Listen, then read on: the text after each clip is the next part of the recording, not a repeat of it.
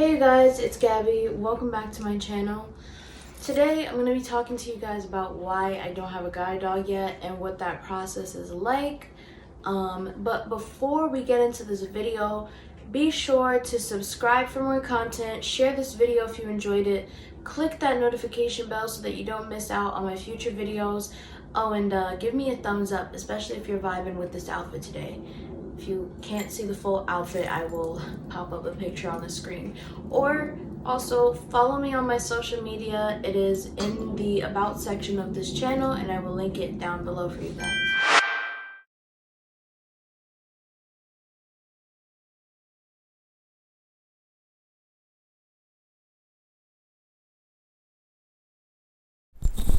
In this picture, well, in both of these pictures I should say, I'm wearing these like leathery leggings.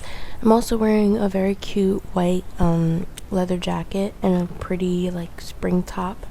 And then my hair is pulled back in a scrunchie, and I'm wearing my Dreamcatcher / crystal necklace and a charm bracelet.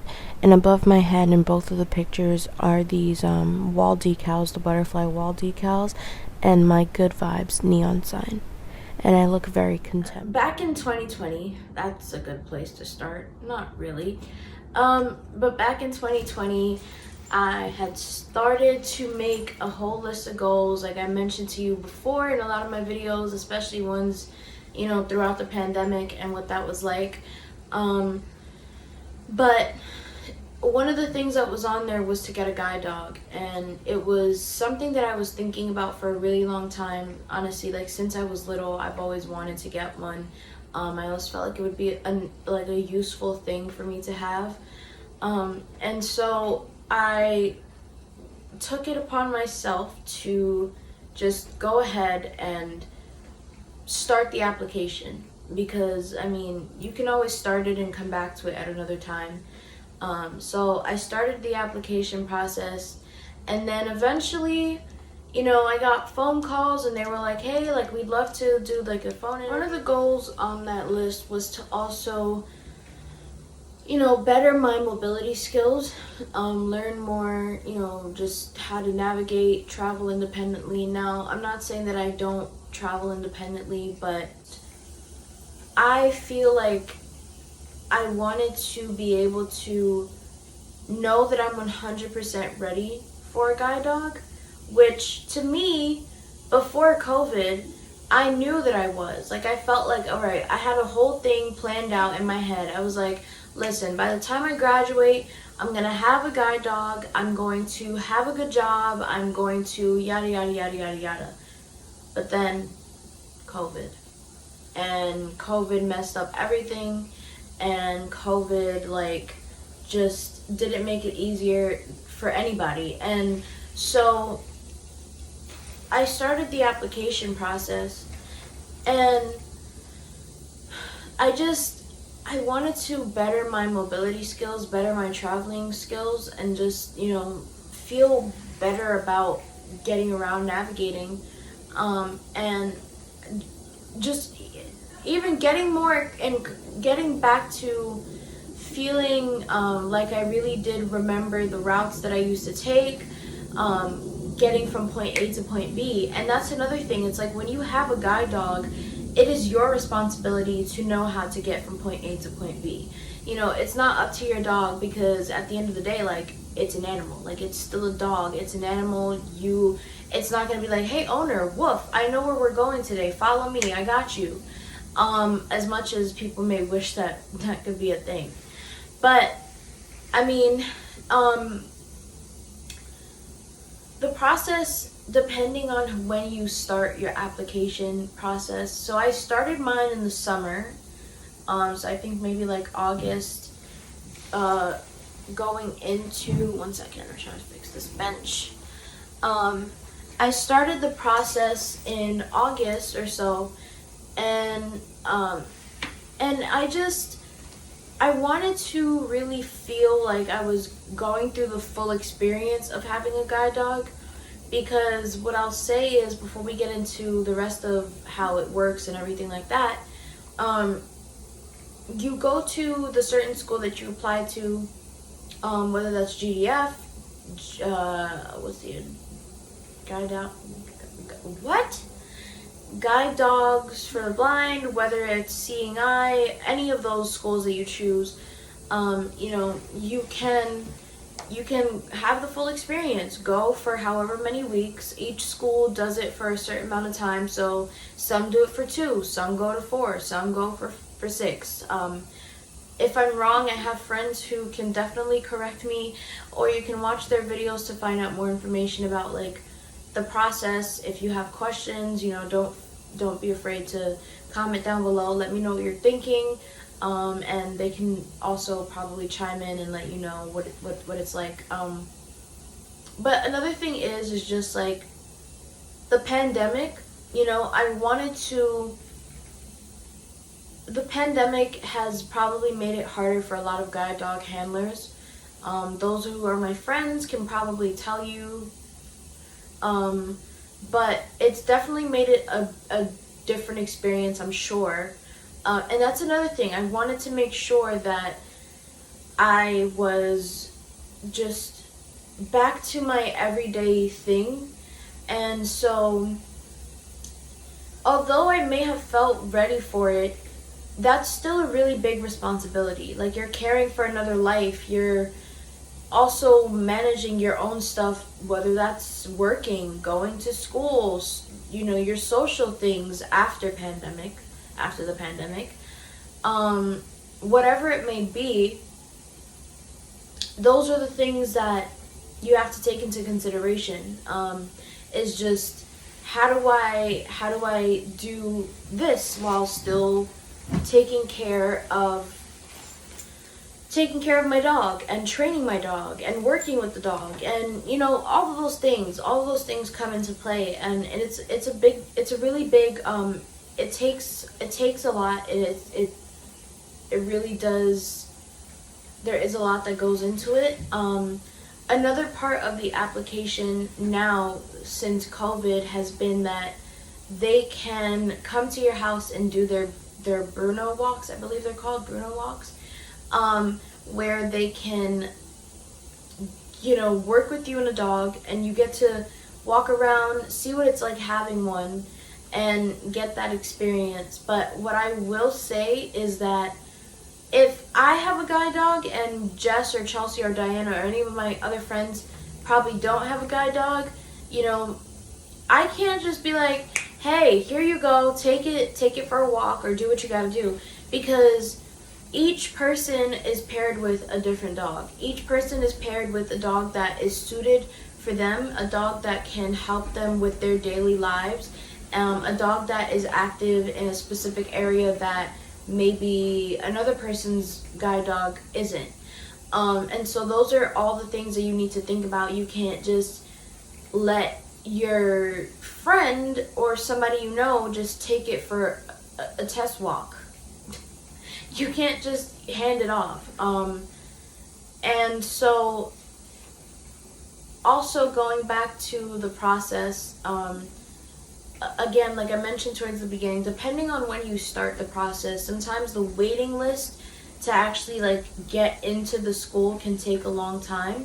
So I wanted to start my process pretty early because I was hoping that eventually I would be like, okay, I'm good, I'm comfortable, I'm ready, and I feel like I'm ready to continue the process. But if you are younger than, you know, if you're not in your 20s, or if you are in your 20s and you're thinking about getting a guide dog, you know, do your research. That's a lot of the things that I had to do, was just research, ask questions, contact the schools themselves. I'm in a group on Facebook called the Guide Dog Handlers Group or something like that. So I asked a lot of questions in there just to see what people thought, what their suggestions were. And so from there I was able to kind of go ahead and do my own thing and kind of figure out what school I was really going to feel good with. And I've been told that you can actually apply to multiple schools, so you can apply, but you know, obviously it's a matter of where you go, which one you get accepted to. I don't know if I mentioned this, but when you do get into the school pre-pandemic, you were able to actually go on campus, dorm, work with your guide dog, depending again on how many weeks it takes for your training, and take public transportation, learn how to navigate, travel independently, all the things that you would be doing on a regular basis, except, you know, obviously working with the dog that they pair you with. And so I've thought about it a lot, and I get a lot of questions of like, why don't you have a guide dog? Like, have you thought about it? Have you considered it? And the answer is yes. I definitely have thought about it, and I'm still thinking about it. And I just want to make sure that, and this is another thing I'll say, is space. You know, at the end of the day, it still has to be a dog. Like, it's an animal, like I said. And so space for it to just run around, also feeling like you're ready. And for me, I felt like I was ready before this whole thing with COVID happened, and I felt like I was good to go. But another thing that goes into it is documentation. I believe, you know, proving or showing proof of your eye condition or something like that. My fellow blind friends in the community and my friends who have guide dogs, like, correct me if I'm wrong at all at any point in this video in the comments. What else? I feel like I'm missing something. You know, if you need to catch up on your mobility skills, if you feel like you're not 100% ready, but you know that you will be at, like, let's say, I don't know, give yourself a time span of like 10 months. You're like, okay, within these 10 months, I'm going to work on my mobility. I'm going to travel more independently. I'm going to do this. I'm going to do that. And then by the time those 10 months comes around, you're like, okay, maybe I'm ready now. But you also don't have to completely decide when those 10 months are up. You can always say, you know what, no, I still feel like there's some stuff I need to work on, some stuff I need to kind of get prepared. So it's a huge responsibility, and it takes time to really just, it's not just boom, you have a guide dog today, because it doesn't work that way. You know, they have to train the dog, then they have to see how you work with it, then they have to, you know, just all these other things. If you want more information on how the process works, what it's like, I will link some of my friends' channels down in the description, like Diana, Joy, who else? I feel like there's somebody else. The reason I keep looking to the side is because, like, I'm trying to think, and plus, I don't know, my eyes are all over the place right now. Even though I can't see. But yeah, I'll link some people down in the description for you to check out. Give them show their channel some love. Ask them questions as well. Please don't ever feel afraid to ask questions here on my channel or on my social media or just in general. I feel like there's another thing. Let's see.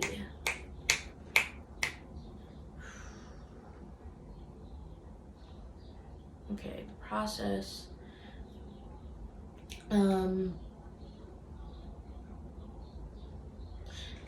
Yeah, you know, just doing research is key. I think that for me, before I really felt like I was good to go, I really was like, is this something I would benefit benefit from? And although I've had this idea of me getting one since I was little, it's still, you know, things have changed, times change.